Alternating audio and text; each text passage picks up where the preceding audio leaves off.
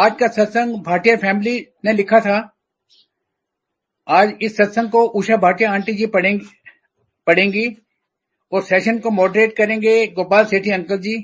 गुरु परिवार की तरफ से आप दोनों का बहुत बहुत स्वागत है। Over to you Gopal Sethi uncle, session को इनिशिएट करें प्लीज। जय गुरु जी। जय गुरु जी। गुरु जी के चरणों में सादर प्रणाम और आप सभी संगत जी को प्यार भरा नमन। Thank you so much Vasan uncle, आपने जो मुझे सेवा प्रदान की भाटिया अंकल के सत्संग जिसे उषा भाटिया आंटी पढ़ेंगी उसको मॉडरेट करने की। बड़ी फॉन्ड मेमोरीज है मेरी व्यक्तिगत भाटिया परिवार से, विशेषकर भाटिया अंकल से और आंटी से।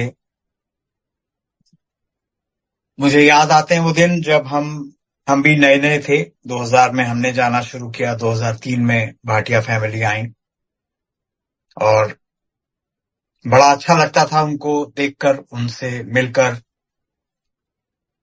और जैसी होता है, एक उत्सुकता होती है प्रत्येक के मन में, जो भी नई संगत जुड़ती है, कि जो पहले के जुड़े हुए हैं उनसे कुछ बात की जाए, उनसे गुरुजी के बारे में कुछ जाना जाए। तो मुझे याद आते हैं भाटिया अंकल और आंटी भी दोनों, हम लोग जब अंतराल होता था, गुरुजी प्रसाद देते थे, बाहर आते थे, या लंगर के बाद जब जल प्रसाद इत्यादि लेने के लिए बाहर आते थे, तो तब वहां मुझे ध्यान पड़ता है कि शायद सुदर्शन आंटी ने, जो आपकी कजिन हैं, उन्होंने मिलवाया था हमें।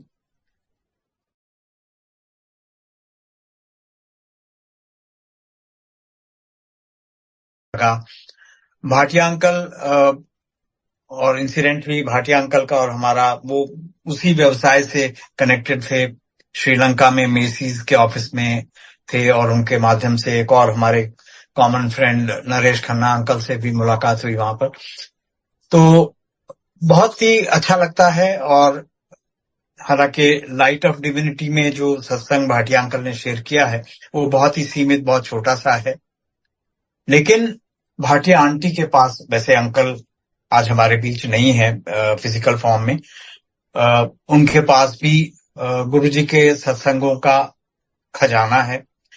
क्योंकि जब आप गुरु से जुड़ते हैं और वो जुड़ाव आपका जो एक पक्का होता है, मजबूत होता है, जब आप ये मानने लगते हैं कि जो कुछ मेरे जीवन में घटित हो रहा है वो गुरु ही कर रहा है, तो फिर आपका प्रतिदिन एक नया सत्संग बन जाता है।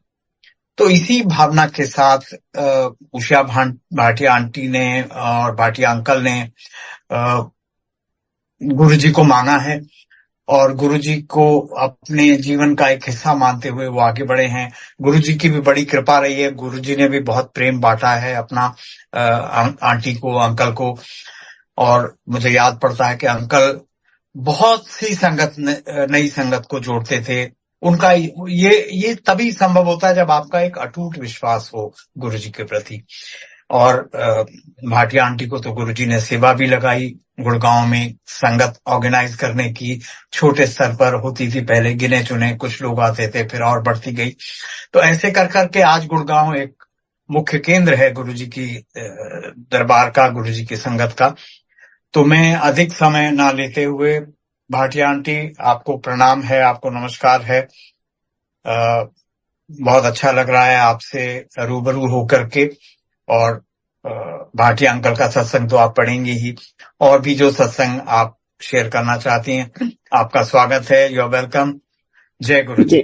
जय गुरु जी uncle, thank you so much. इतने ब्यूटीफुली आपने हम लोगों को याद किया और आप हमेशा अंकल को कोई ना कोई अंकल के लिए मैसेज भेजते हैं और बहुत अच्छा लगता है। भावना भी बहुत एक्साइटेड होती है जब आपका मैसेज आता है। तो आई एम सो ब्लेस्ड कि आज आप अंकल का सत्संग पढ़ने के लिए और उसको नरेट करने के लिए हमारे साथ हैं। और मुझे बहुत ही एक अच्छा अनुभूति हो रही है, बहुत अच्छा लग रहा है मुझे कि यू आर विद अस और जी जैसा जी कि जी हम शुरू से ही इकट्ठे रहे हैं एंड जी कैसे सत्संग होते रहे और आप भी पार्ट ऑफ द सत्संग बने रहे। जी। और हाँ जी, मुझे अच्छे तो से याद आता है आंटी, आपके घर पे जब जब गुरुजी फिजिकल फॉर्म से चले गए थे, तब आपने ही इनिशिएटिव लिया और हम सब लोग मिलकर के उस सत्संग का हिस्सा बनते थे। तो बहुत ही वो, जिसे कहते हैं ना कि देखिए, सत्संग अनेकों हो रहे हैं, with due regard and respect to every satsang, every sangat. कहीं कहीं ऐसा होता है आपको गुरुजी की बहुत ही स्ट्रांग प्रेजेंस फील होती है, एंड भाटिया आंटीज प्लेस, जहां आप भी, जब भी वो इंडिया में होती हैं वहां सत्संग ऑर्गेनाइज करती हैं, तो बहुत अच्छा लगता है सच में, वाकई। जय गुरु जी। मैं अंकल अभी एक पैराग्राफ पढ़ती हूँ, फिर उसके बाद उसको क्योंकि गुरुजी ने का जो आदेश होता था कि शॉर्ट में लिखो, शॉर्ट में सुनाना है सत्संग, तो अंकल ने आज ही मैं पढ़ रही थी उस सत्संग को और लिख भी रही थी कि मैंने पढ़ना है उसको। तो मुझे लगा इससे शॉर्ट और सत्संग और कोई हो नहीं सकता जो अंकल ने लिखा। बिल्कुल ठीक बात। सत्संग ऐसे हुआ था कि गुरुजी ने जब डिसाइड किया कि बुक बननी है तो उनकी लीला, और गुरुजी ने मुझे बोला कि भाटिया आंटी तू अपना सत्संग लिख के लाना। तो मैंने उस दिन जो गुरुजी ने, आपको तो सब पता ही है, जो भावना की शादी फिक्स कराई थी, तो उसमें प्रॉब्लम्स थी। तो उस दिन हमको पूरा वो उसका सब कुछ मिल गया, लाइक बहुत एक अचंभा सा हुआ कि गुरुजी ने कराया और ये सब ऐसा वो हो गया हम लोगों के साथ। We were shattered that day when Guruji has told me. तो नेक्स्ट डे मैं उसको लेकर गुरुजी के पास, इंस्टेड ऑफ राइटिंग सत्संग जो गुरुजी का आदेश था, मैं वो डॉक्यूमेंट्स लेकर गुरुजी के पास चली गई और गुरुजी ने मुझे बुलाया कि मैंने तेरे को सत्संग लिख कर लाने को बोला था, तू ये क्या लिख के ले आई है। तो मैंने कहा गुरुजी ऐसे ऐसे हो गया, क्योंकि हमारी बुद्धि उस वक्त बहुत छोटी थी और हम लोगों को कुछ भी लाइक कि भाई आपको मालूम ही है भावना बहुत छोटी थी और हम लोग उस टाइम पे उसमें नहीं थे कि इसकी शादी हो, और गुरुजी के विश से हम लोगों ने उस चीज को एक्सेप्ट किया और वो ऐसा ही होना था। तो मैं बहुत ही मतलब एक ऐसे उसमें थे हम लोग, पूरी फैमिली की ये क्या हुआ। अभी तक तो हम लोग वेट कर रहे थे कि सब कुछ ठीक होगा ठीक होगा, and Guruji is telling me कि तुम सत्संग लिख के लाओ। खैर मैं नहीं लिख के लग जा पाई और मैं आज भी उस बात के लिए रिग्रेट करती हूँ। तो देन गुरुजी सेड कल मेरे को आएंगी तो बिना सत्संग लिखे नहीं आएंगी, तेनू लिख के लाना है सत्संग। तो मैंने और हम उसी उसमें थे, तो निकलते निकलते गुरुजी के पास हमने टाइम से भी जाना होता था। हम निकल रहे हैं और मैंने एकदम अंकल को बोला कि अरे सत्संग तो लिखा ही नहीं, तो आप लिख दो फटाफट। तो अंकल ने जो एक सच्चाई है कि अंकल ने फटाफट पेपर लिया, पेन लिया। आज मेरा बेटा भी हंस रहा था क्योंकि मैंने उसको बोला कि मेरे व्हाट्सएप पे पोस्ट कर देना सत्संग, तो मैं फिर उसको आगे लिखकर और पढ़ सकूंगी। तो वो कहता है इससे छोटा सत्संग तो कोई, वो भी लाइट ऑफ डिविनिटी पढ़ रहा है, तो कहता है इससे छोटा और सत्संग हो ही नहीं सकता कोई भी। सबको बता रहा था, वहां पर भी 3-4 पैराग्राफ के सत्संग है। तो बट सत्संग उसमें बहुत बड़े बड़े हैं, बड़े बड़े एंड बहुत बड़े बड़े सत्संग हैं। तो जब मैं अंकल ने मुझे एनवलप दिया, मैं लेकर बैठी थी क्योंकि आदेश मुझे था कि लिख के लाना है। तो अब मैं बैठी थी गुरुजी के आगे, तो जनरली क्या हो रहा था, मैं वहां दिख रहा था मुझे कि लोग जीतू अंकल होते हैं, आपको पता ही है, तो उनको गुरुजी ने आदेश दिया था, जिनको लिख के लाने को बोला था कि जीतू अंकल को पकड़ाना है। पर मुझे नहीं आदेश था और मुझे कुछ पता भी नहीं था कि लोग ये क्या लिख कर ला रहे हैं और क्या कर रहे हैं, क्योंकि आपको मालूम ही है गुरुजी के टाइम हम खाली गुरुजी को ही देखा करते थे और हम लोगों को और कुछ समझ ही नहीं आता था। सो देन जब गुरुजी ने मुझे इशारा करके बुलाया अपने पास और मैं गुरुजी के पास गई, तो गुरुजी ने बोला की लिख के ले आई है तू। तो मैंने कहा गुरुजी सत्संग लिख के लाई हूँ। कहते हैं दिखा की लिखा है देविश। तो मैंने कहा नहीं गुरुजी सारा लिखा है।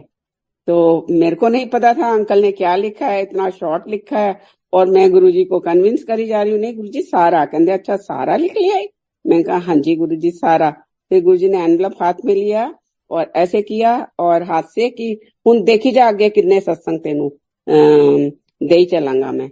सो बट गुरुजी की जो असीम कृपा हम लोगों पे रही कि इतने सत्संग दिए और उन सत्संगों के माध्यम से ही हम लोगों को एक मैं कहूंगी जहन्नुम से बाहर निकाला और हम लोगों को खड़ा किया और आज हम इस लायक हैं कि गुरुजी ने बनाया इस लायक कि उनके हम इस लायक वैसे हैं नहीं, बट फिर भी हम कोशिश करते हैं कि उनका अपने गुरु का कुछ गान महिमा सबको सुनाई दी जाए, क्योंकि गुरुजी ने मुझे ब्लेस किया था कि जब मैं आई थी गुरुजी के पास और बोला था कि तू कल्याण करा गई अपने टब्बर दा, खानदान दा, लोगां दा, दूर दूर दे लोगां दा, शहरां दा, देशां दा, विदेशां दा, एंड गुरुजी बोलते चले गए on and on. And my son was there, तो बोलता है कि मम्मा एक ही सेंटेंस में बोल देते गुरुजी पूरे वर्ल्ड दा। तो मैं मन में ये सोच रही थी गुरुजी के सामने खड़ी होके, गुरुजी कल्याण कराने के लिए तो मैं आई हूँ अपना, तो ये लोगों का, टब्बर का, खानदान का, बट आज वो मीनिंग समझ आता है वो कल्याण क्या था। कल्याण यही था कि गुरुजी ने एक ऐसे सच्चे सत्संग दिए हैं जो हम बेखौफ होकर अपनी बेटी का, मैं अपना अंकल का सारी दुनिया को सुनाती हूँ, तो उससे लोगों को बहुत, सब लोग इन चीजों से जूझ रहे हैं और उनको आई थिंक उसमें काफी पीस मिलती होगी कि गुरुजी अपने साथ बिठा के कर्मों को कटाते हैं। क्योंकि आज हम लोग क्या है, हम आते हैं और यही सोचते हैं कि गुरुजी हमको फटाफट हमारी चीजें कंप्लीट कर दें। गुरुजी कहा करते थे कि दीवार के इस तरफ तेनू पता नहीं और पीछे की है तेनू की पता। सो ये ऐसे सत्संग हैं जो गुरुजी बिल्कुल खुले रूप से करवाते हैं, तो I think people they do get answers and that's the कल्याण, जो मुझे अब समझ आता है कि क्यों गुरुजी ने वर्ड्स यूज करे। अभी मैं एक पैराग्राफ पढ़ूंगी, फिर उसको आगे नरेट करेंगे। जय गुरुजी। We came to Guruji on 4th January. My wife Usha had been suffering from chronic sinusitis since 1998. It had been converted into clots. She also had a lots of medical problems and was unable to breathe properly, was one of the major health problem. She was cured immediately. She had ulcer in her food pipe for the long period, but it was cured when she ate chili chutney of Guruji, Langar Prasad. Guruji even told us that he had cured her in one झटके में। तो ये sinusitis का जो सत्संग है वो मैं ऐसे कहूंगी कि जब मैं इंडिया आती थी तो मुझे साइनस हो जाया करता था, तो हम लोग बाहर रहते थे श्रीलंका में, तो जैसे मैं फ्लाइट लैंड करती थी मुझे साइनस प्रॉब्लम हो जाया करती थी और मैं बाहर जाती थी तो मैं क्योर हो जाती थी। फिर हम 98 में यहाँ पर हमेशा के लिए आ गए, क्योंकि 95 से गुरुजी की आवाज आ रही थी।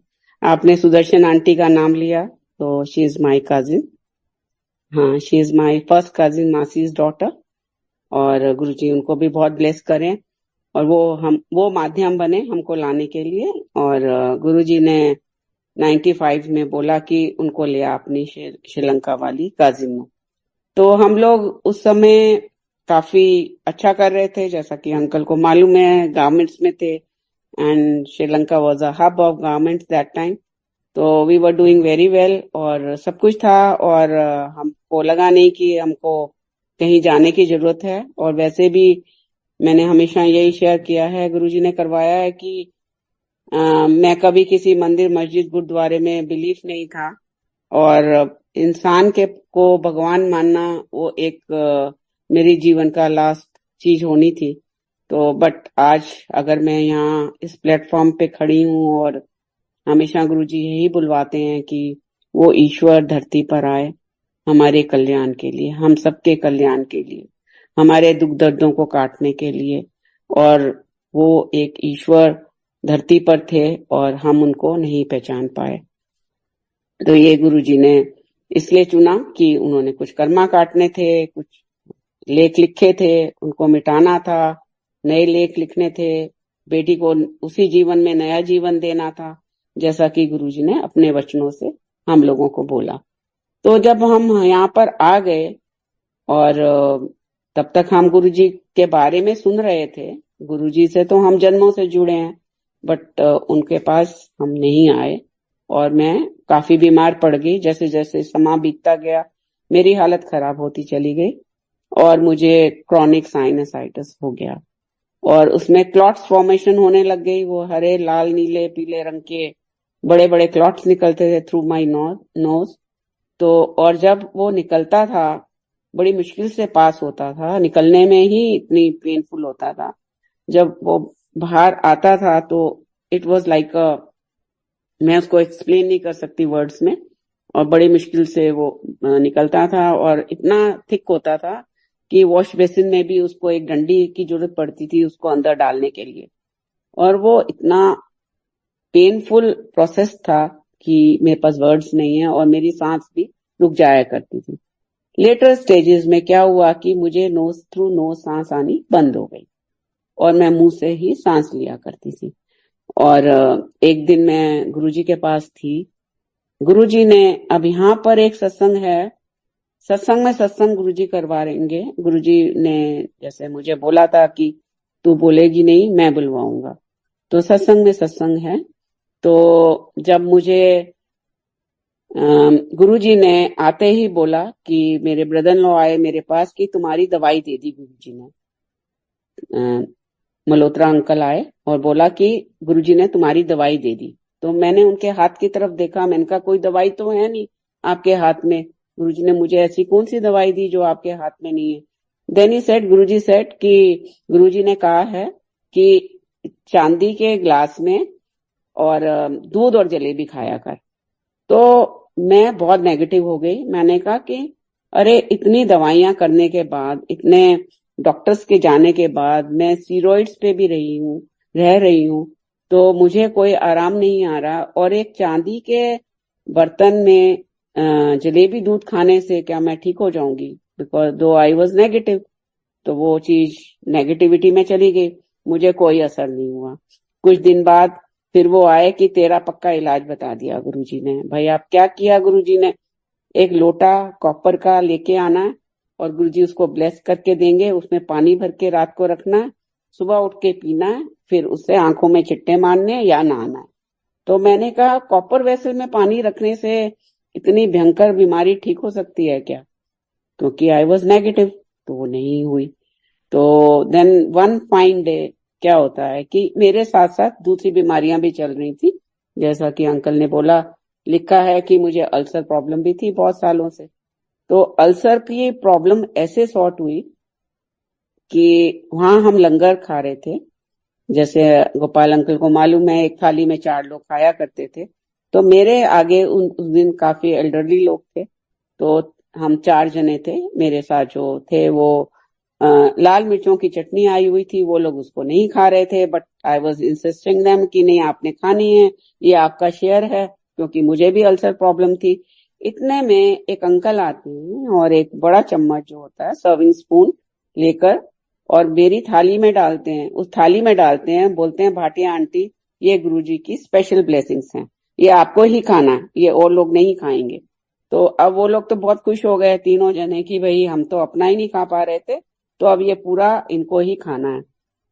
Then in the meantime क्या था कि हमको गुरुजी एक कोने में बिठाकर चैटर्जी अंकल से और भी पुराने जो संगत थी वहां पे, उनसे सत्संग शेयर करवाया करते थे।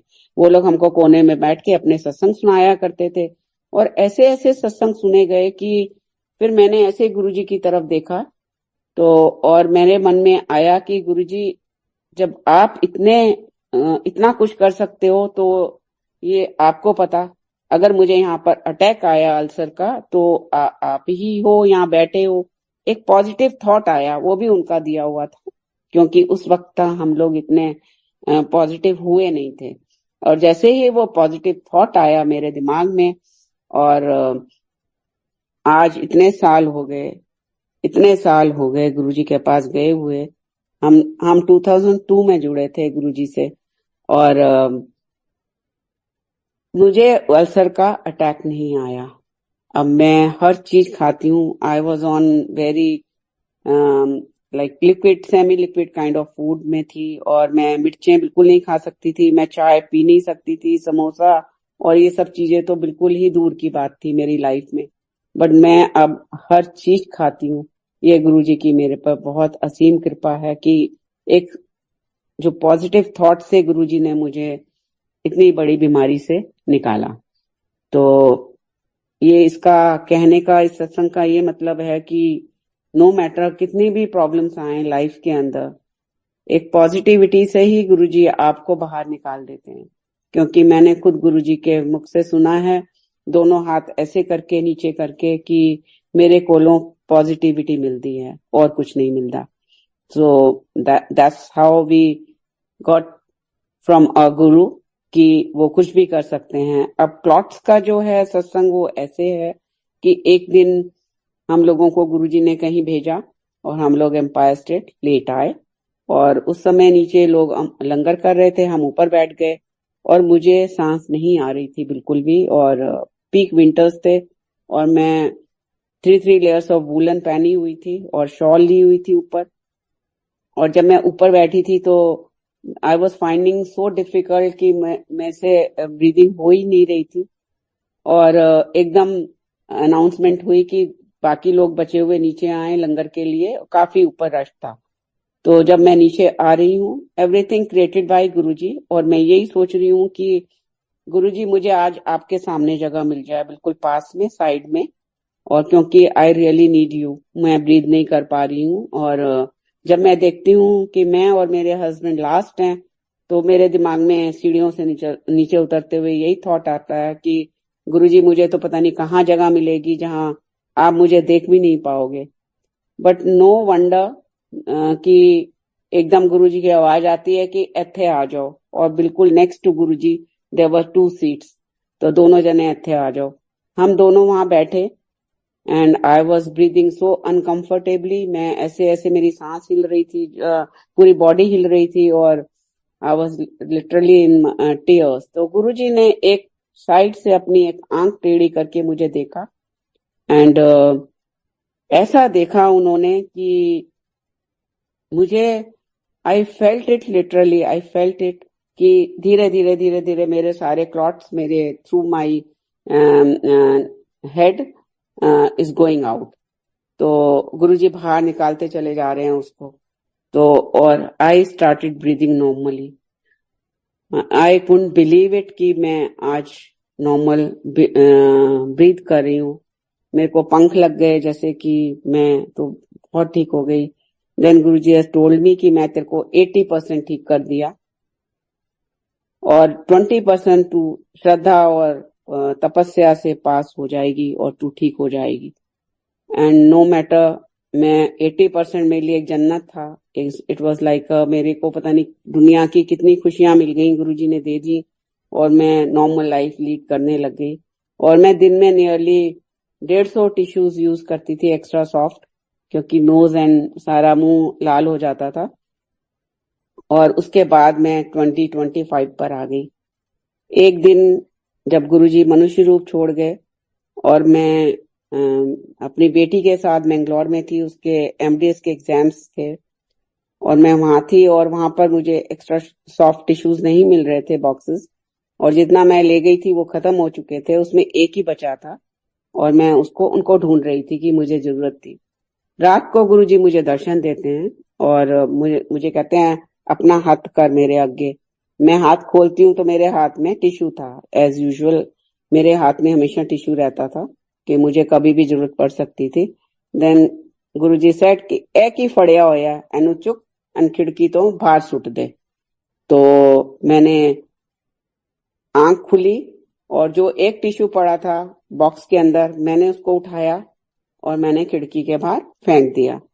एंड संगत जी, आज का दिन और वो दिन मुझे एक भी टिश्यू की जरूरत नहीं पड़ती। ये हमारे गुरुजी हैं जो कुछ भी कर सकते हैं, मतलब कुछ भी। ऐसा मैंने उनके साथ की जो मेरी जर्नी रही, जो गुरुजी ने मुझे बख्शिशें दी, और मैं उसका वर्ड्स में नहीं एक्सप्लेन कर सकती, मेरे पास वर्ड्स ही नहीं है, क्योंकि मेरा रोम रोम कशदार है। अब अंकल नेक्स्ट पैराग्राफ पढ़ते हैं। Unknown to us, my wife also had uterine tumor. One day Guruji called her and told her she was not well and instructed her to stay at home and rest. Guruji sent her for an operation and blessed her. It was a major surgery, but she was cured with Guruji's blessings. Today she is hale and hearty. Her sinusitis has also been cured. अब ये जो tumour का सत्संग है, ये गुरुजी का इतना बड़ा दिया हुआ मुझे गिफ्ट है और सत्संग है कि मेरे पास वर्ड्स छोटे पड़ जाएंगे इस सत्संग को बताने में, जितनी गुरुजी ने मेरे पे कृपा की। एक दिन गुरुजी मुझे बुलाते हैं और कहते हैं कि भाटिया आंटी तू ठीक नहीं है, तू अपने घर जा और तू वहां जाके अपना इलाज करा। तो मैंने सोचा कि गुरुजी आपने तो मुझे ठीक कर दिया, आपने तो मुझे नए पंख दे दिए हैं, मैं तो हवा में उड़ती हूँ, अब मुझे क्या प्रॉब्लम है। और मैं नेक्स्ट डे भी गुरुजी के पास आ गई, क्योंकि हम गुरुजी के बगैर रह नहीं सकते थे। ये भी उनका दिया हुआ एक हम लोगों को बहुत बड़ा तोहफा था कि हम एक दिन भी नहीं मिस करना चाहते थे। अगर हम नो मैटर हम कहीं भी चंडीगढ़ हैं, कहीं भी हैं, सीधा गुरुजी के पास आते थे। अगर गुड़गांव में है तो 100% हमको वहीं जाना और कहीं नहीं जाना। ये गुरुजी ने बहुत बड़ा एक हम लोगों को गिफ्ट दिया, और हम लोग उनके क्या था, लीला क्या थी, आज भी नहीं समझ आती। क्यों जाते थे वो, क्यों इतना अट्रैक्ट करते थे, क्या चुंबक था, क्या था, बट वो उनका ही बुलावा था जो हमको उनकी तरफ खींचता था। डेली डेली डेली, यहाँ तक कि कजिन्स की शादियां भी हमने अटेंड करना बंद कर दिया। गुरुजी से के पास जाके लंगर खा के भागते भागते जाते थे और उनको बस मुबारक करके वापस आ जाते थे। ये गुरुजी की लीला थी। तो गुरुजी ने मुझे बोला तू कल नहीं आएगी, पर मैं चली गई कि मैं तो ठीक हूँ गुरुजी, मुझे कुछ प्रॉब्लम ही नहीं है। बट फिर नेक्स्ट डे गुरुजी ने फिर कहा मैं तेनू क्या सीगा, तू फिर आ गई, जा अपना इलाज करा। अब गुरुजी मैं किस चीज का इलाज कराऊं, मैं मन में सोच रही थी, पर आगे गुरुजी कुछ बोले नहीं। फिर मुझे लगा कि भाई गुरुजी ने तो मान लिया है कि मुझे कुछ प्रॉब्लम नहीं है, और मैं उनसे मनी मन पूछ रही हूँ कि किस चीज का इलाज कराऊं गुरुजी। गुरुजी ने कोई आंसर नहीं दिया। Third day also I came back to him. Then Guruji एकदम खड़े होके मुझे गुस्सा किया, बोला आंटी तू मेरी गल नहीं मन रही, हुन तू मैनू बीमार करेंगी। Then I thought of like नहीं गुरुजी, ये नहीं होगा कि मेरी बीमारी आप लोगे, ये पॉसिबल नहीं है, ये मैं नहीं होने दूंगी। और उन दिनों everything is not coincidence, everything is planned by Guruji. तो भावना भी मेरे पास आई हुई थी। फिर मैंने भावना को बताया, तो भावना सेठ की मम्मा बीइंग अ लेडी, हम एक गायनी के पास चलते हैं और अपनी जो भी आपको प्रॉब्लम्स हैं वो शेयर करते हैं। तो करते करते उसने कहा कि मुझे लगता है कि आप प्रेग्नेंट हो, the way you are speaking and the way you are telling me all the problems. तो मैंने कहा नहीं, इट्स नॉट पॉसिबल। कहता है नहीं, एवरीथिंग इज पॉसिबल। तो फिर उन्होंने कहा कि आपके केस में मुझे आपको 2 दिन हॉस्पिटलाइज करना पड़ेगा। उन दिनों ये 40s मेदांता ये सब हॉस्पिटल्स नहीं थे। एक प्रिवेट करके DLF फेज 2 में हॉस्पिटल था, तो मुझे वहां एडमिट किया गया। सारे टेस्ट हो गए, सब कुछ हुआ, कुछ नहीं निकला। लास्ट डे मेरा स्टमक का वो हो रहा था अल्ट्रासाउंड, तो जो रेडियोलॉजिस्ट है वो भावना को लेके बाहर चली गई और बोला कि तुम्हारे मदर के उधर ट्यूमर है, और इट्स नॉट अलार्मिंग कि एकदम आज ही सर्जरी होनी है, but it's a major surgery, we have to do it. तो और 1 आध दिन का आप ब्रेक लेके और हमको इन्फॉर्म करो और हॉस्पिटलाइज होकर दोबारा, और फिर हम इसके लिए प्रोसीड करेंगे। तो भावना को थोड़ा सा उस डॉक्टर के ऊपर जो गायनी थी, थोड़ा सा डाउट था कि ये डिप्रेशन में है, because she shared some few things तो भावना कहनी इस डॉक्टर से मम्मा नहीं किसी और किसी और डॉक्टर का ओपिनियन लेंगे। तो देन सब्बरवाल अंकल आंटी आए हमारे घर, क्योंकि गुरुजी ने गुड़गांव में सत्संग स्टार्ट कराए थे और सब पार्ट ऑफ वो सत्संग थे, और उनको पता चल गया कि मेरे को ऐसे ऐसे प्रॉब्लम हुई है। तो अंकल आंटी आ गए और बोले कि उषा, इसको आप वो नहीं लो लाइटली, कि मेरी कोई कजिन का ऐसे हुआ था और वो फट गया था अल्सर और शी डाइड, तो आप इसको बहुत सीरियस मैटर लो और आप गुरुजी के पास चलो। अब आपके डायग्नोसिस हो गए हैं तो गुरुजी के पास चलो। तो मैंने कहा नहीं, गुरुजी ने तो मुझे मना किया आने के लिए। बोले नहीं, गुरुजी ने आपको इलाज कराने के लिए बोला था और जो अब आपका हो गया, और एक दिन वो जल्दी आ गए, नहीं हम आपको लेकर चल रहे हैं। तो दोनों बहुत ही आई थिंक आज अंकल गुरुजी के पास हैं, उन्होंने बहुत प्यार किया हम लोगों को, और गुरुजी ने कहा भी ये तुम्हारी फैमिली है, तो हम दुख सुख के साथी थे। अंकल को भी जब हाउस अरेस्ट हुआ तो भाटिया अंकल और मुझे गुरुजी उनके यहाँ डेली भेजा करते थे, शाम को हम लोग वहां बैठते थे उनके साथ। तो हम लोगों का बहुत ही सुंदर वक्त गुरुजी ने बितवाया, और आज अंकल भी गुरुजी के पास हैं और भाटिया अंकल भी गुरुजी के शरण में हैं, और दोनों मिलके फिर वही मौज कर रहे होंगे। तो देन वो दोनों आ गए मुझे लेने और हम गुरुजी के गए। गुरुजी कैबिनेट पे थे क्योंकि जल्दी आ गए थे, और बोला कि कैबिनेट पे ही बात करनी है गुरुजी से, क्योंकि वही वक्त है बात करने का। बट मैं मन में मन सोचा करती थी कि हमेशा ही यही था मेरा कि गुरुजी अपने से बात करेंगे, मैं अपने से बात नहीं करूंगी गुरुजी से। तो वो बैठे, गुरुजी कैबिनेट से नीचे उतरे, फिर उन्होंने मुझे इशारा किया कि अच्छा मौका है बात कर लो, पर मैंने बात नहीं की। फिर वो बैठ गए, फिर वो थोड़ी देर बाद उतरे, क्योंकि उतर के फिर वो रूम में चले जाया करते थे। तो उनकी लीला, उनकी मौज, सब कुछ उनका किया हुआ, परिस्थितियां भी वही बनाते हैं, सब कुछ वो करते हैं। फिर वो वापस बैठ गए, फिर थर्ड टाइम फिर वो उतरे, फिर अंकल मुझे इशारा करते रहे, आंटी मुझे इशारा करते रहे कि बात करो, तो बट मैंने नहीं की, और वो कमरे की तरफ जाने लग गए और अंकल अपना माथा पकड़ के बैठ गए कि ये क्या किया तुमने।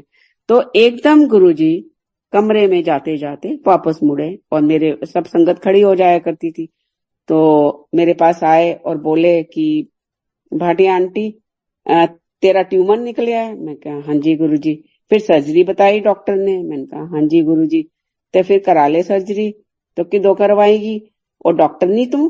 फिर एकदम मेरे दिमाग में भावना की बात आई, गुरुजी तो अंतर्यामी है, सब पढ़ लेते हैं। अच्छा वो डॉक्टर नहीं छड़ ऐदा कर अपोलो करा ले। तो मेरे दिमाग में चल रहा अपोलो तो गुरुजी बहुत दूर है। अच्छा वो दूर पड़ेगा, मैं अंदर ही अंदर सोच रही हूँ, और गुरुजी हर चीज मेरे जो मैं सोच रही हूँ उसको रिपीट कर रहे हैं। तो कहने अच्छा वो दूर पड़ेगा तो ऐदा कर, जा तू चंडीगढ़ चली जा, उतो सर्जरी करा ले। अब संगत जी सोचो कि अपोलो दूर है, जो गुड़गांव से नियरली 1 आवर की ड्राइव है, और चंडीगढ़ कहाँ, वो भी पंचकुला में एक बड़े ही सिंपल से नर्सिंग होम में मुझे गुरुजी ने भेज दिया, और वहां मेरी सर्जरी हुई। और जब मेरे को अकॉर्डिंग टू माय ट्यूमर वो प्लान की गई 2.5 घंटे की सर्जरी, और जब उसको खोला गया तो गुरुजी ने उसको 2.5 किलो का बना दिया। गुरुजी कुछ भी कर सकते हैं, मतलब कुछ भी। और उस सर्जरी में टाइम लग गया 5.5 से 6 घंटे, और एनेस्थीसिया दिया गया था 2.5 घंटे का। तो बाद में पता चला कि जो एनेस्थेटिक था वो गुरुजी की ब्लेस संगत था, उसको गुरुजी अपने पास बुलाया करते थे। फिर बाद में काफी सत्संग शेयर हुए, और गुरुजी ने इतना बड़ा एक हम लोगों को सत्संग दिया, और गुरुजी ने मुझे क्योर किया। तो एक और अब नेक्स्ट पैराग्राफ है। Around this time, we were facing financial problems. We were about to make a bad financial decision, which would have led to big losses. Guruji summoned my wife, mentioned the exact sum we had in our account and prevented us from making that investment. एक ये सत्संग भी इतना बड़ा है कि uncle ने तो शायद इस सत्संग को फाइनेंशियल वरी से गुरुजी हम लोगों को बचाते हैं करके लिखा है। तो क्योंकि आई थिंक गुरुजी ने ही लिखवाया होगा, क्योंकि आजकल हम लोग मटेरियलिस्टिक लाइफ में ही जी रहे हैं। तो हम लोगों को गुरुजी कहा करते थे प्रैक्टिकल सत्संग ही लोगों ਨੂੰ समझ आते हैं। तो ये सत्संग ऐसे है कि मेरी 7 अप्रैल को हम इंडिया आ गए थे। इंडिया में आने के बाद हम लोगों ने सोचा था हम कुछ काम नहीं करेंगे और वी हैव इनफ फंड्स कि हम आराम से उसमें इंटरेस्ट अच्छा होगा और उसके अंदर हम खूब सेविंग भी होगी, और इस तरह से हम लोग प्लान करके आए थे। But uncle was in 40s और घर नहीं बैठ सकते थे। तो अब हमने उस हिसाब से बिजनेस स्टार्ट किए और फेल होने शुरू हो गए, और हम लोग लगने लगा इनसिक्योरिटी आ गई लाइफ के अंदर कि भाई ये कैसे, क्यों हम कहीं सक्सेसफुल नहीं हो रहे और पैसा जा ही जा रहा है और इनकमिंग कोई इनकम है नहीं। तो देन 7 अप्रैल को मेरी 2 FDs मैच्योर हुई थी। तो एक अंकल आते थे गुरुजी के पास, राजीव शर्मा उनका नाम था। He is no more, he is also with Guruji शरण। तो उन्होंने हमको, हमारे यहाँ आना जाना था काफी और सत्संग शेयरिंग होती थी, जैसा कि गुरुजी संगत भेजा करते थे सुबह से शाम तक सत्संग होते थे। तो उनमें वो भी एक थे। तो उन्होंने हमको बोला कि काफी घुल मिल गए थे कि एक किसी को पैसा चाहिए और मैं एज अ फाइनेंसर हूँ, काम करता हूँ, तो आप वो पैसा दे दो, आपको 15% इंटरेस्ट मिलेगा। अंकल बहुत बार ये सत्संग शेयर भी कर चुके हैं इन शॉर्ट। तो आज मैं उस सत्संग को पूरा गुरुजी बुलवा रहे हैं। तो देन मेरे अंकल ने बोला कि नहीं, मैंने अपने हस्बैंड को बोला कि इतना अच्छा मौका मिल रहा है कि उस समय NR पे 3% पे इंटरेस्ट रेट हो गया था। तो हमने कहा कि इसको देते हैं, इनको दे देते हैं और हमें 12 to 15% इंटरेस्ट मिलेगा और हमारा बहुत बढ़िया मैनेज हो जाएगा सब कुछ। और जो लॉसेस हो गए हैं वो भी, उनका भी इतना वो नहीं इम्पैक्ट पड़ेगा। तो मैंने अपनी कैलकुलेशन लगाई, but uncle was not ready at all.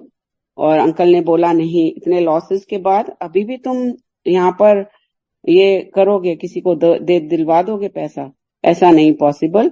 तो मैंने कहा, उन अंकल ने बोला मैं 2.5 करोड़ की प्रॉपर्टी भी दूंगा आपको। उस समय 2.5 करोड़ बहुत बड़ी रकम हुआ करती थी। तो प्रॉपर्टी पेपर्स देंगे आपको।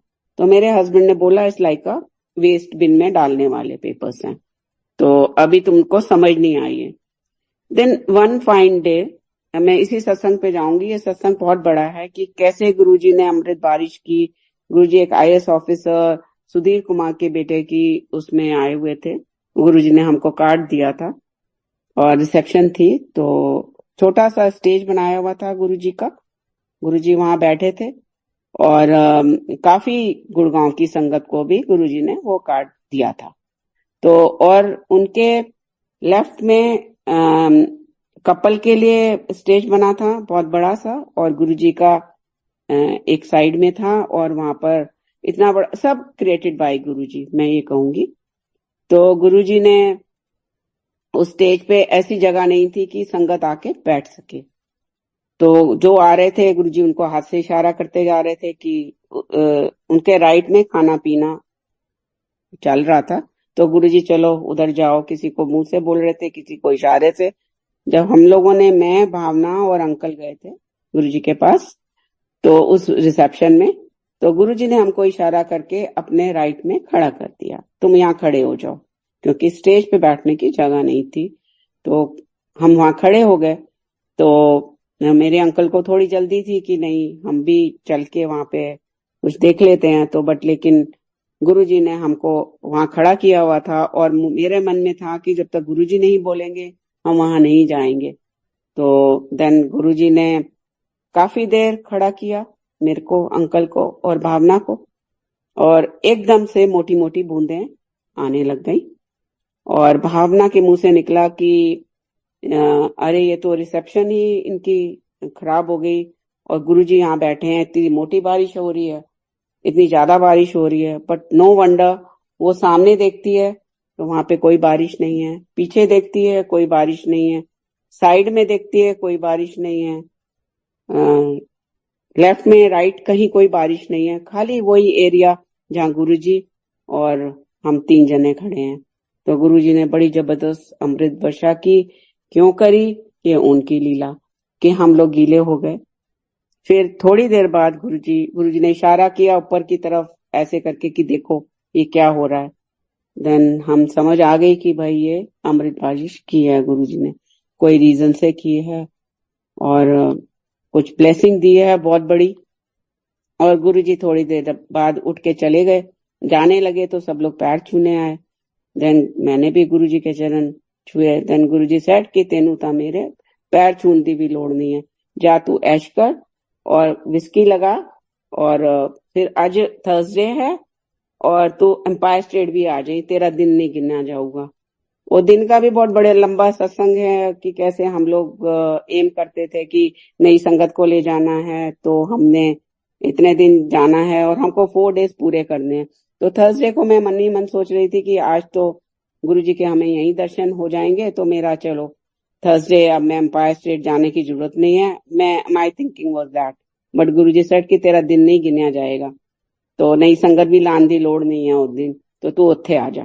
तो मैंने गुरुजी का आदेश माना। मैं कभी विस्की नहीं पी थी, मैंने कोक में कुछ ड्रॉप डाल के गुरुजी का आदेश माना और हम एम्पायर स्टेट पहुंच गए। और मेरे से कुछ नहीं खाया गया उस शादी में कि मैं एम्पायर स्टेट जा रही हूँ तो मैं वहीं लंगर खाऊंगी। एक भक्त की इच्छा कैसे गुरुजी पूरी करते हैं। रात के 11 साढ़े 11 बजे थे, गुरुजी ने फटाफट थालियां लगवाई और बोला लंगर खा लो। तो 1-2 लोग और भी थे, आए थे, तो उनको बोला तुम भी खा लो, इन्ना लई भी लगा दो। देन दे सेड नहीं हम तो खाए हैं गुरुजी। तो बोले कि इत्थे ब्लेसिंग मिल रही है, खा लो। And Guruji blessed her so much, all the संगत।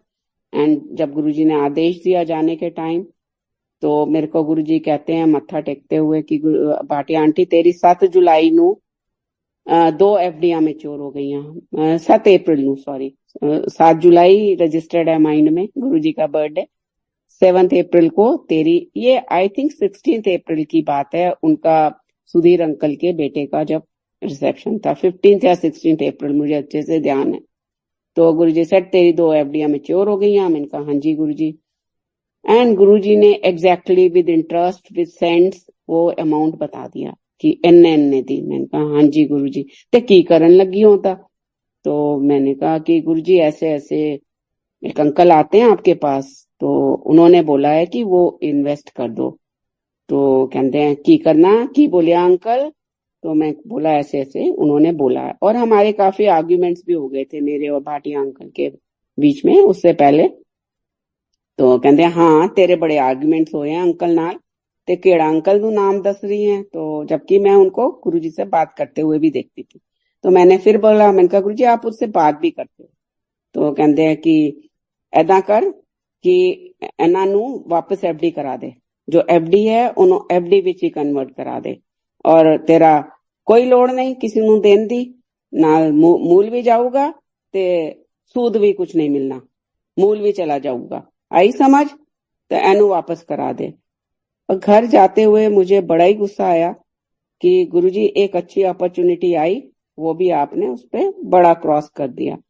तो फिर मैंने अपने भाई को ये सत्संग सुनाया कि ऐसे ऐसे गुरुजी ने इवन बैंक में कब हमारी एफडी मैच्योर हुई है और गुरुजी कहा करते थे कि जब पॉजिटिविटी बढ़ती है तो नेगेटिव फैक्टर डबल स्पीड में अटैक करता है।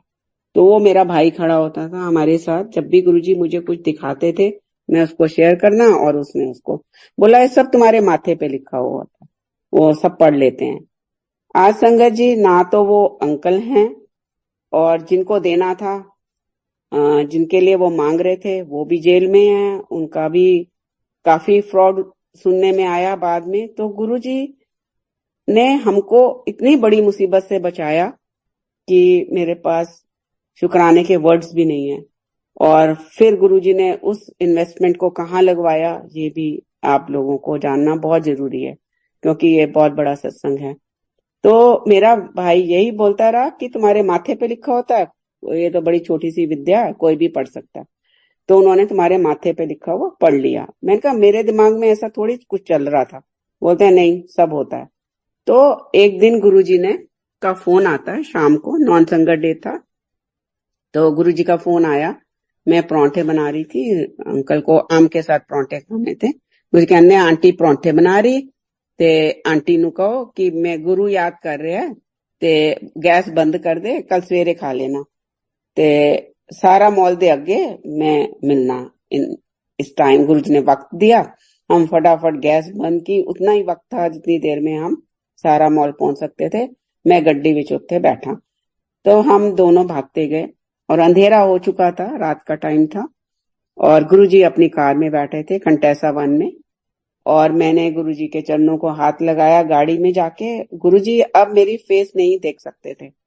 देन गुरुजी सेड कि मैं भाटिया आंटी तेरी इन्ने दी एफडी, उन्होंने एक बिग अमाउंट दिया और मैं ब्लेस करन ले जा रहा हूँ ट्राइडेंट हिल्टन, जो गुड़गांव में उस समय उसका नाम ट्राइडेंट हिल्टन था। तो अब वो अमाउंट बिल्कुल फर्क। अब मेरे दिमाग में नेगेटिविटी आ गई कि मेरा भाई ठीक कहता था कि वो माथा देख के पढ़ सकते हैं, और अब मेरा माथा तो अंधेरे में गुरुजी ने देखा ही नहीं, और उन्होंने वो कैसे पढ़ लिया, वो पढ़ ही नहीं पाए, और उन्होंने अमाउंट ही अलग कर दिया। संगत जी जो अमाउंट उन्होंने बोला और जो हमको लेकर गए, उन्होंने हमको इतनी ब्लेसिंग दी वहां पे कि वो ही अमाउंट गुरुजी ने हमारी जो फैक्ट्री गुरुजी ने लगवाई थी उसमें वो व्हाइट मनी में लगा। ये गुरुजी हैं, गुरुजी कुछ भी कर सकते हैं, मतलब कुछ भी, ये कहने की जरूरत नहीं है। आज सारी संगत भाग रही है एक अंधे राह पर भी, बस एक गुरुजी है जैसे भेड़ चाल होती है। बट गुरुजी को मानना और मानना दो चीजें बहुत फर्क हैं। तो गुरुजी एज अ गॉड, ईश्वर धरती पर आए। आज हम लोगों ने एक ऐसा बना दिया है कि बहुत लोग हर बात में कि गुरुजी की मर्जी, गुरुजी की ये। इस दुनिया में जब हमने सांस ली तब भी भगवान दुनिया में थे, आज भी हैं। गुरुजी ही इज गॉड बोलो, उनको ईश्वर बोलो, उनको भगवान बोलो, उनको कुछ भी बोलो, he is the supreme power. और हमको उनका हर छोटी छोटी चीज में इतना वो नहीं करना चाहिए। He was a very big शक्ति, ही केम ऑन दिस अर्थ और हम सबको ब्लेस करके गए हैं। ये हम थोड़ा सा जो गुरुजी ने हम लोगों को डिसिप्लिन वगैरह सिखाया था, और वो अगर हम उसको फॉलो करें तो हम गुरुजी से बहुत कुछ ले जा सकते हैं। तो और आगे का पैराग्राफ ये है, Guruji knows everything including what we discuss at home. जैसा कि मैंने अभी आप लोगों को पहले ही शेयर किया कि हम घर में क्या बात कर रहे हैं और अंकल ने क्या बोला, इस तरह से बहुत सारे इंसिडेंट्स हैं। On several occasions, he has hinted at his omniscience. We used to get surprised, but we know he is शिवजी's अवतार। ये अंकल ने गुरुजी के मनुष्य रूप में लिखा है। It means a lot. जो मैं अभी बोल रही थी वो गुरुजी ने अपने लिखकर गुरुजी को दिया है। He has helped us in our daily problems, whether big or small, and guided us throughout. Or once my daughter Bhavna was sick, she had typhoid, and the doctors were unable to treat her. She had been running a very high temperature for a couple of weeks, but with Guruji's blessing, she was absolutely fine. Guruji advised her to have papaya and sugarcane juice, which the doctor never recommended. Later on, with Guruji's blessing, she also got admission in the MDS despite many obstacles. We are blessed to have Guruji in our life. God means Guruji on duty. G is Guruji, O means on, and D for duty. ये uncle ने खुद से गुरुजी के मनुष्य रूप में गुरुजी ने लिखवाया, और ये चीज फिर मैंने गुरुजी के मुंह से भी सुनी। तो गुरुजी कुछ भी कर सकते हैं, मतलब कुछ भी, like we have felt in our life कि we are so blessed कि गुरु जी ने हम लोगों को चुना, अपने चरणों में बिठाया, इस लायक समझा कि मेरे पास वर्ड्स नहीं है अब और ज्यादा, और मैं यही आज्ञा लूंगी। बहुत बहुत शुक्राना गुरु जी। आई एम गेटिंग इमोशनल, और अंकल भी आज सुबह से बहुत याद आ रहे हैं। जय गुरु जी। जय गुरु जी। भाटिया आंटी, हम्म। बहुत प्रेम से आपने सारे सत्संग को संगत के साथ बांटा भी और समझाया भी, और मैं साक्षी हूं उस बात का कि भाटिया अंकल और आंटी गुरु जी से कितना प्रेम करते हैं। संगत जी, हमारे लिए यही बहुत इंपॉर्टेंट बात है कि हम गुरु जी से प्रेम करें। बाकी सब गुरु जी अपने आप से देते हैं। जैसे भाटिया अंकल का जो सत्संग है, उसका जो शीर्षक जब हम पढ़ते हैं तो वो मनी के बारे में है कि Guru ji saves us from money worries. लेकिन सत्संग स्टार्ट करते हैं भाटिया अंकल जो भाटिया आंटी की हेल्थ प्रॉब्लम से। गुरु जी हमें यही समझाया करते थे कि तुम वरीज मत करा करो, स्पेशली जो सांसारिक जो सुविधाएं हैं ना, सुख सुविधाएं, उनकी तो वरी बिल्कुल मत किया करो। हमारा शरीर है, उसमें कुछ ना कुछ अंदर क्या चल रहा है हमको पता भी नहीं होता। ये इस पे आवरण पड़ा हुआ है, अंदर क्या क्या हलचल हो रही है। जैसे भाटिया आंटी ने बताया, उनको साइनसाइटिस था, उनको ऐसी प्रॉब्लम थी, गायने प्रॉब्लम थी जो उनको खुद को नहीं मालूम थी, लेकिन गुरु जी को मालूम थी।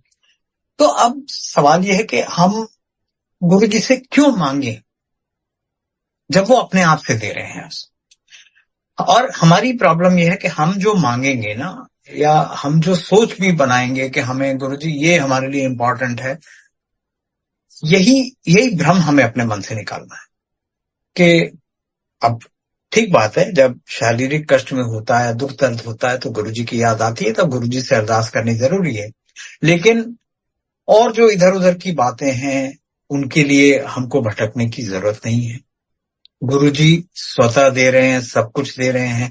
जितने भी सत्संग आप सुनते हैं, चाहे इस प्लेटफॉर्म पर हो, चाहे किसी और प्लेटफॉर्म पर, चाहे आप किसी के घर जाके सत्संग अटेंड कर रहे हो, सुन रहे हो, सब में सबका जो मूल है वो ये है कि वो गुरु जी हमें हमारी शारीरिक दुख दर्दों से मुक्ति दिलाना चाहते हैं। और वो ये भी चाहते हैं कि हम अपना जीवन एंजॉय करें। भाटिया आंटी के सामने भी, हमारे सामने भी कई बार बोला, जा ऐश करया करें। वो चाहते हैं कि जो कुछ हमें रब ने दिया हुआ है उसको तो एंजॉय करना सीखें। हम उसको भूल करके और ला उसी में पड़े रहते हैं। और गुरु जी, मैं इस बात के साथ अंत में एक सेंटेंस के साथ मैं भी अपनी वाणी को विराम दूंगा।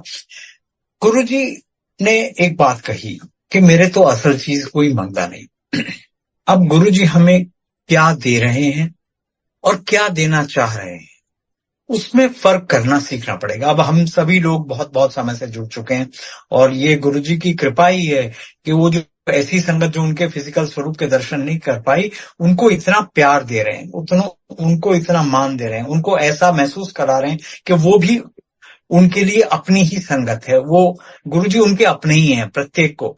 अब जब हम फिजिकल फॉर्म में गुरु जी होते थे, जाते थे, तो जितनी भी संगत हो उन्होंने सबके साथ 1-to-1 बात करनी है, सबको अपने हाथों से प्रसाद देना, फिर लंगर तो ब्लेस मिलता ही था। तो ये हमको ध्यान करना पड़ेगा। अब हमको थोड़ा सा ऊपर उठना पड़ेगा कि हम ये जो दुनियावी पदार्थें हैं इनको थोड़ा साइड लाइन करके, क्योंकि वो चीजें वो अपने आप से दे रहे हैं। फिर गुरुजी क्या देना चाहते हैं? गुरुजी ने बड़े संक्षेप में हमें 3-4 बातें ही कही कि चंगा बंदा बन। बस एक ही बात अगर हम ये मान लें कि हम अच्छे बने, हम किसी की बुराई ना करें, हम किसी के साथ बुरा व्यवहार ना करें, हम किसी के साथ बुरा काम ना करें, हम किसी को धोखा ना दें, हम किसी से ईर्ष्या ना करें, तो ये सब बातें अगर हम सीख जाते हैं, गुरुजी ने हमें अपनी शरण में ले लिया, इसमें कोई संदेह नहीं है। हम जैसे भी हैं, अच्छे हैं, बुरे हैं, उन्होंने अपनी शरण में रखा हुआ है, और वो प्रतिपल हमें अपनी ओर ही आकर्षित कर रहे हैं, अपने शिवलोक में ले जाने के लिए हमारा मार्ग प्रशस्त कर रहे हैं। हमारी अपनी अपनी गति है, हमारी अपनी स्पीड है, हम किस स्पीड से उनके शिवलोक में पहुंचते हैं, ये गुरुजी जानते हैं। लेकिन प्रयास यही करना चाहिए। जैसे गुरुजी कहा करते थे ना, मैं सब लोग की पुट्ठे रास्ते पहने, मैं उन्होंने सीधे रास्ते पाना है। सीधे रास्ते तो उन्होंने डाल दिया, अब हम अपनी अपनी स्पीड से उस सीधे रास्ते। लेकिन सबसे बड़ी बात यह है कि सीधे रास्ते जब डाल दिया है तो हम पहुंचेंगे तो फिर सही जगह पर। तो ये बातें हमें ध्यान देने के योग्य हैं। गुरुजी हमारी हेल्थ की, हमारी शारीरिक मानसिक दुविधाओं की सब केयर करते हैं, हमारी सुख सुविधाओं की केयर करते हैं।